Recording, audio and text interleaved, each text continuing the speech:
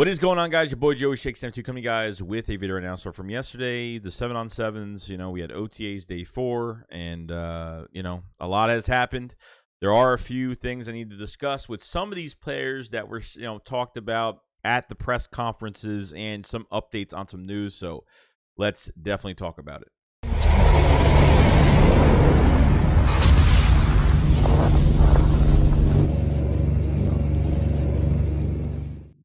What is going on, guys? Your boy Joey SHAKESQUAD coming, guys, with a video right now. So first, I want to talk about my favorite player from the draft this past year is Jordan Davis. Had his press conference the other day, and the one thing I was happy about, I think the one thing I wasn't happy about, is that he went out in Philly and got a cannoli. Okay, not the cannoli that not that kind of cannoli. He actually went to a bakery or whatever and got a cannoli, but.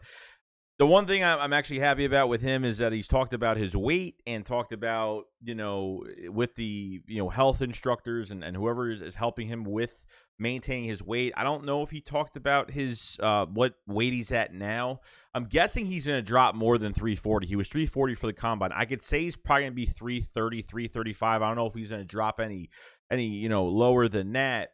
But I'm really glad he talked about this, because I think this will be the one downfall of Jordan Davis is maintaining his weight. He talked about food a lot in this interview, so I was like, this guy needs to relax. This guy needs to follow instructions, and this is a first-round pick, guys. I mean, this guy, any player, it doesn't matter if you're a first-round pick or not, but I'm saying in his case, he was the first pick of the draft for us. So, this guy needs to stay on the right path when it comes to maintaining his weight, because if he maintains his weight, he won't lose his explosiveness. That's the only thing I'm really afraid of with Jordan Davis right now. So I'm really happy about that, and talked about him not just being, he's going to be a 3-down defensive tackle. Like they're going to unleash him, guys. They're going to take the leash off. They're not just be like, well, we want you as a run stuffer. No, they want to use him, pin his ears back, and literally just attack. That's what they're going to do with Jordan Davis, and I can't wait to see more clips, more videos of just him going against guys, like even at practice, or at least right now, even going to training camp and facing when the Miami Dolphins come into town. And I'm pretty pumped about it. So Jordan Davis, very excited. Secondly, we got news from J.J. Whiteside, and obviously he gained, I think, 12 pounds, which is, he's got to bulk up a little bit for that tight end position. So I think he was 225. Looks like he's 237 now at 6'2". I don't think it's really going to matter, guys, because you're going into the final year of your contract as a tight end. Okay, you're switching positions on the final year of your contract. I'm not saying that tight end and wide receiver are almost the same, but I don't see him being a consistent catcher in this league. Even is he really going to explode? Is he going to have that one preseason game that's going to bounce Calcaterra or Tyree Jackson off the depth chart because JJ has one good game in the third preseason game against really, bad talent, 4th, 5th stringers that he's facing? I really hope that's not the case. I mean, we're going to see what the evaluation's all about. Not only did they change their way and how they're drafting now because Jeffrey Lurie pulling back and obviously not working, Howie Roseman not really working with a lot of the front office as much. I think a lot of it is his own decision and the right decision, and no one's getting in between him and what he wants to do with this roster and who he wants to pick in the draft and the players that he wants to acquire. But with J.J. Whiteside, I don't see him even making the team. I think he hits the practice squad, guys. I really do. I think Calcaterra comes in as a 6th-round pick that reminds me of Travis Kelce in a lot of ways, pinpoints the ball really well. His route running is really good. I mean, he went to Oklahoma, he took a year off. He had a lot of concussion issues, then went and transferred to SMU. So he's played with Jalen Hurts before, So there might be a really good connection there. Another good connection for Jalen Hurts, not only being A.J. Brown's best friend and working out with him every offseason, finally teammates now, played with Devontae Smith in Alabama, and now having another old teammate from Oklahoma, Grant Calcaterra, which is a good one. So, Jack Stahl is mostly a blocking tight end, but I think he's going to make it, guys. I mean, I think Jack Stahl, Calcaterra will be behind as your number 1, 2, and 3, behind Dallas Goedert. I think that's what's going to happen. I just don't see JJ making a push. I mean, the Eagles add so many wide receivers, even guys that aren't going to make this roster. Even if you add a Josh Hammond or you add Weedfall, A.J. Brown, I mean, Greg Ward's coming back. I mean, there's way too much competition.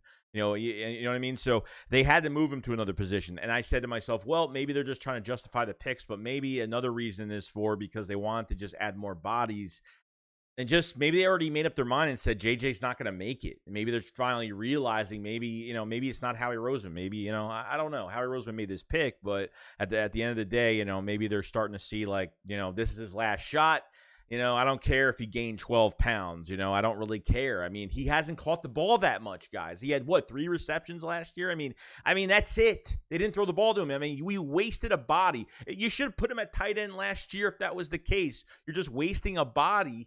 Just wasted a body last year. Because now he's on the field, he's a blocker, and using him as just a blocker, as a blocking wide receiver, and that's it. I mean, he's not even, they don't put him into this offense. And I don't think he's going to last through training camp. I think there's just going to be way too much in front of him going to a new position on the last year of his deal.